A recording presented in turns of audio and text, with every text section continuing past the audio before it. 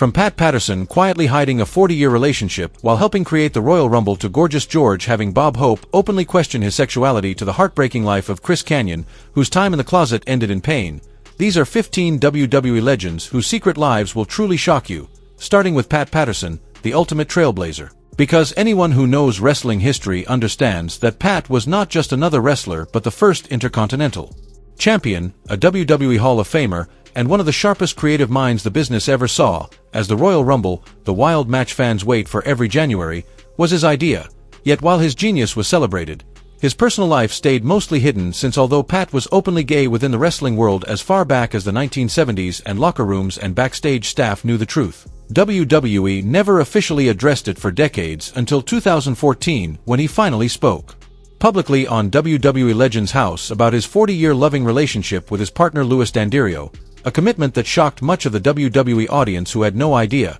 especially since early in his Canadian career, he played characters like Pretty Boy Pat Patterson with an effeminate edge that fueled rumors. But Pat was never just a gimmick, as he became one of Vince McMahon's closest advisors and a powerful backstage booker shaping many of wrestling's most legendary moments. And when he passed away in 2020, the industry did not just lose a legend but a true pioneer who proved that being true to yourself, even if it takes time, can still earn respect at the highest level of professional wrestling. His legacy is truly unmatched, and every LGBTQ+ wrestler who walks through those doors today owes something to Pat Patterson. But while Pat's story ended in recognition and respect, not every journey in wrestling had a peaceful conclusion, because the struggle of hiding a secret had devastating consequences for someone like Chris Kanyon. A story that hits differently since fans who watched wrestling in the late 1990s and early 2000s remember Kanyon as a creative and exciting performer with a unique move set who could work smoothly with almost anyone. Building his reputation in WCW as Mortis and later as part of groups like the Jersey Triad before moving to WWE, where he had brief moments of success, yet behind the scenes he was fighting a deeply personal battle because Chris Kanyon remained closeted throughout his entire wrestling career during an era when locker rooms were among the most hostile environments imaginable for gay athletes, making the fear of coming out and losing everything completely overwhelming. And after his WWE release in 2004, he finally came out publicly and even leaned into a controversial character claiming he was fired for being gay, later explaining that it was partly a publicity move meant to shine a light on LGBTQ+ issues in wrestling, while his autobiography Wrestling Reality revealed the painful reality of living in secrecy, hiding relationships, and battling intense depression. And in 2010 his story ended in tragedy when Chris Kanyon died by suicide at just 40 years old, leaving behind a heartbreaking reminder of what can happen when someone feels they are never allowed to truly be themselves, and an industry that lost a performer who still had so much more to give. And honestly, his death should have been a wake-up call for the entire business because Chris Kanyon deserved better, and hopefully by telling his story it means his pain was not in vain. But moving from a story defined by tragedy, we now turn to one of the most controversial figures in women's wrestling history whose secrets went far beyond her personal life, the Fabulous Moolah. Because on the surface Lillian Ellison, known to the world as the Fabulous Moolah, was presented as a pioneer who supposedly held the WWE Women's Championship for nearly 3 decades, earned a place in the Hall of Fame, and was celebrated as a groundbreaking icon. Yet the deeper you look into her past, the more complex and disturbing her legacy becomes, as long-standing rumors about her sexuality have followed her for years, with former trainees and family members making serious claims, including Sandy Parker alleging that Moolah banned her from visiting gay bars while privately maintaining relationships with women, Luna Vachon claiming Moolah had sexual encounters with female trainees, and Luna's aunt Vivian Vachon reportedly confirming that Moolah was a lesbian, all of which surfaced alongside far more serious accusations that Moolah exploited young female wrestlers in multiple ways. And while those wider allegations are a much larger conversation, the key point is that despite the many rumors and claims surrounding her private life, Moolah never publicly acknowledged her sexual orientation during her lifetime, leaving behind a legacy that remains deeply divided and heavily debated to this day.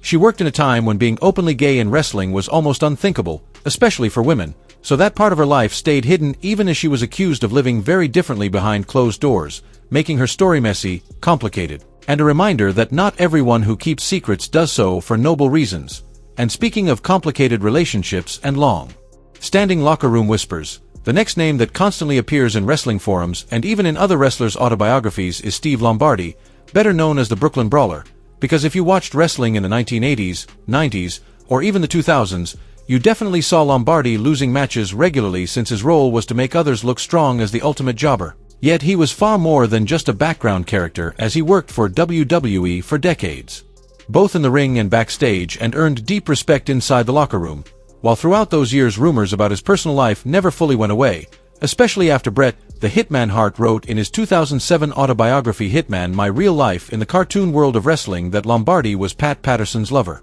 A claim that went far beyond internet gossip because it came from one of wrestling's most famous figures, and although Lombardi has never publicly confirmed or denied any of it and has always guarded his privacy, which is entirely his right, within wrestling circles it has long been treated as an open secret, and what is undeniable is that Steve Lombardi was a consummate professional who devoted his entire adult life to the business of professional wrestling. He was present through every major era, from Hulkamania to the Attitude Era to the PG Era. And regardless of what his personal life looked like, Steve Lombardi clearly found a place where he belonged in that world. But shifting from a long-time backstage presence to someone who stood directly in the spotlight during the Ruthless Aggression era brings us to a tag team champion whose career was surrounded by constant whispers, Sylvain Grenier, because fans remember La Resistance as the French-Canadian team everyone loved to hate in the mid-2000s. And from the moment Grenier appeared on WWE television, rumors about his private life followed him, even though his career was solid. Since he became a 4-time World Tag Team Champion and later moved into a singles role as Sylvain, a fashion model character that leaned heavily into flamboyance and only added fuel to online discussions and locker room speculation, with some fans claiming those rumors may have limited how far the company was willing to push him, especially since Grenier was openly mentored by Pat Patterson, a connection that some people used to exaggerate the gossip, while others rightly pointed out that Patterson mentored countless wrestlers regardless of orientation, and while Grenier himself publicly acknowledged Patterson as an important mentor in his career, he firmly denied any wrongdoing or impropriety, making his story another example of how perception and rumor often followed wrestlers just as closely as their on-screen characters. He was present through every major era, from Hulkamania to the Attitude Era to the PG Era, and regardless of what his personal life looked like, Steve Lombardi clearly found a place where he belonged in that world. But shifting from a long time backstage presence to someone who stood directly in the spotlight during the Ruthless Aggression era brings us to a tag team champion whose career was surrounded by constant whispers, Sylvain Grenier, because fans remember La Resistance as the French-Canadian team everyone loved to hate in the mid-2000s, and from the moment Grenier appeared on WWE television, rumors about his private life followed him, even though his career was solid since he became a 4-time World Tag Team Champion and later moved into a singles role as Sylvain, a fashion model character that leaned heavily into flamboyance and only added fuel to online discussions and locker room speculation, with some fans claiming those rumors may have limited how far the company was willing to push him, especially since Grenier was openly mentored by Pat Patterson, a connection that some people used to exaggerate the gossip, while others rightly pointed out that Patterson mentored countless wrestlers regardless of orientation. And while Grenier himself publicly acknowledged Patterson as an important mentor in his career, he firmly denied any wrongdoing or impropriety, making his story another example of how perception and rumor often followed wrestlers just as closely as their on-screen characters. Has Sylvain ever directly addressed these rumors? Not really. Because since leaving WWE he has kept his personal life extremely private, and maybe that is exactly how he wants it, yet within wrestling circles his name still comes up whenever this topic is discussed, with the truth being something only Sylvain himself truly knows. But moving from a mid-card name to one of the biggest icons in WWE history brings us to a figure whose inclusion on this list might genuinely shock people, Shawn Michaels, the Heartbreak Kid and Mr. WrestleMania, who is widely considered one of the greatest in-ring performers of all time. And while his legacy is firmly secured, his career has long been surrounded by persistent whispers about his sexuality, most of which center on allegations of a secret relationship with Vince McMahon, as several disgruntled former wrestlers have hinted at this idea in shoot interviews over the years, claiming it explained Shawn's backstage favoritism and how much he was able to get away with during his peak years, with even his former Rockers partner Marty Jannetty reportedly saying that many people in the locker room believed these rumors. Yet the reality is that Shawn Michaels has been married to his wife Rebecca since 1999, they have 2 children together, and after becoming a born-again Christian he completely turned his life around from his chaotic early years, consistently dismissing these claims as jealousy-driven rumors from people upset by his success. And despite all the talk, there has never been any actual proof to support any of it. Is it fair to Shawn to even bring this up? Probably not. But the rumors have been so persistent and so widely discussed in wrestling circles for decades that any honest look at the subject has to at least acknowledge they exist and leave the judgment to the viewer. But shifting from HBK to someone who made history simply by saying the words out loud brings us to a true pioneer, Darren Young, because in 2013, He became the first active WWE wrestler to publicly come out as gay during a casual TMZ interview, a moment that carried enormous weight since he was a main roster talent and one half of the primetime players, openly stating his truth at a time when no active WWE performer had ever done so. As before Darren, there were retired wrestlers and backstage figures like Pat Patterson who were known within the industry, but no one currently competing had spoken publicly,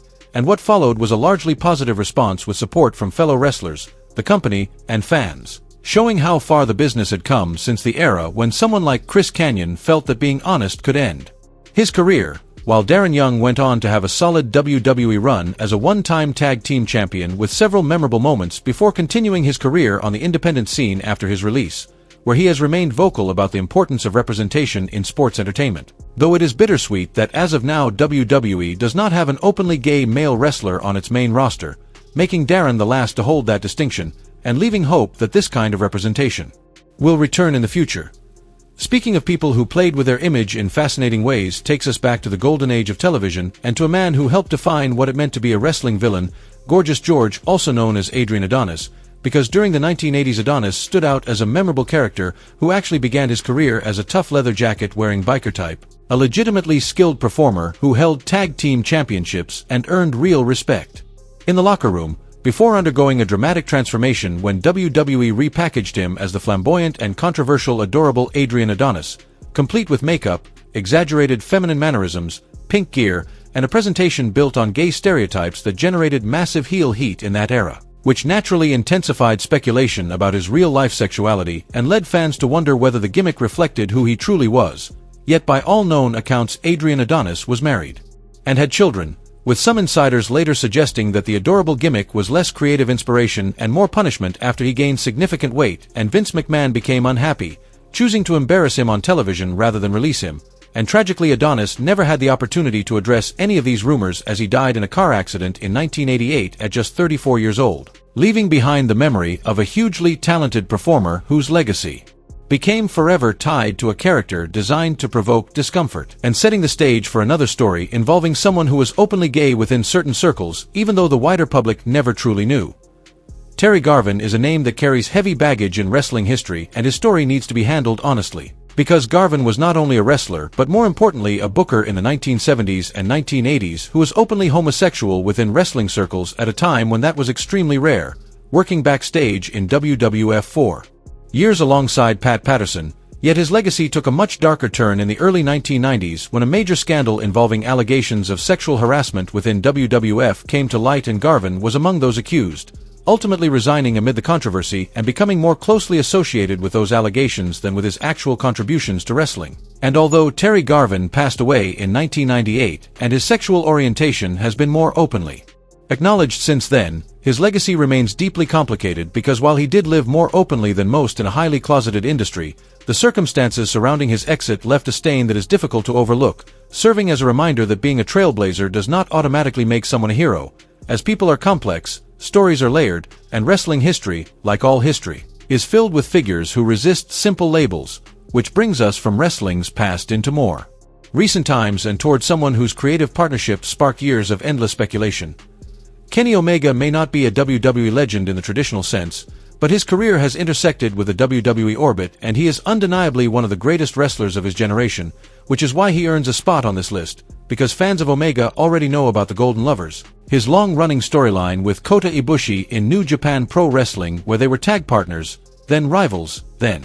reunited in a deeply emotional narrative that carried more romantic tension than many actual romance storylines, sparking years of speculation about Kenny's sexuality, particularly whether he might be bisexual, as the Golden Lovers storyline had clear queer undertones that both wrestlers embraced, and while Kenny has been characteristically coy when asked, framing the story as universally relatable regardless of orientation, and never explicitly confirming or denying anything beyond identifying as straight, what cannot be denied is that he has told stories resonating with LGBTQ+ fans in ways few wrestlers dare, whether because he personally connects to those experiences or simply because he is a brilliant storyteller who understands that love is universal, leaving the truth known only to him. And finally we close with someone who may surprise newer fans. A superstar celebrated as an ally for years but who has faced persistent whispers about more, Finn Balor, the Demon King himself, who has been one of the most consistent performers in WWE over the past decade, a former Universal Champion, multiple-time NXT Champion,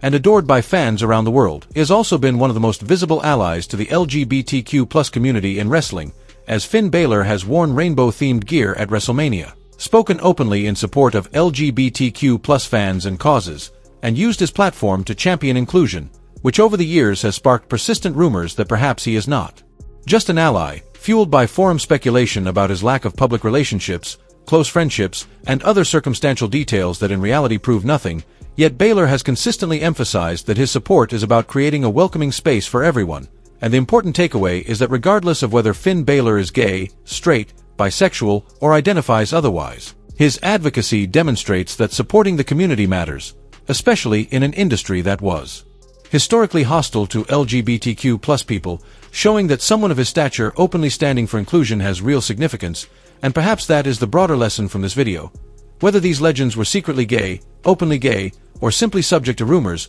what truly matters is that we can now have these conversations, acknowledge this history, honor these individuals, and work toward a future where no one has to hide who they are, which brings us to Justin Gabriel, who fans may remember from the Nexus, the group that shook WWE back in 2010, with Gabriel, a South African high flyer famous for his flawless 450 splash, being the subject of rumors about bisexuality that arose from backstage talk during his WWE career. Forum discussions from that era often point to Justin Gabriel's personal life and associations as the basis for speculation, yet the sources are extremely thin, mostly older forum posts and backstage gossip with little to no substance, and Gabriel himself has never publicly addressed any of it, instead building a solid career on the independent scene after leaving WWE, working for promotions like Lucha Underground and various international companies, earning recognition primarily for his extraordinary athleticism rather than rumors about his private life, making it clear that the speculation was largely attached to a talented young wrestler with good looks rather than any real foundation,